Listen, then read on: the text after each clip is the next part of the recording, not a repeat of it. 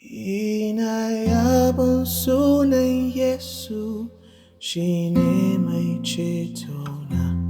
Cikin duniya duka babu irinsa.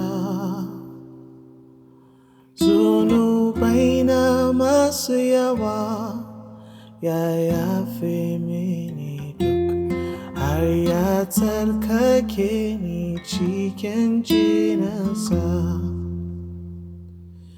Wahala ko ta zo ne, ko daɗi nake ji, sai an sani yana nan tare da ni.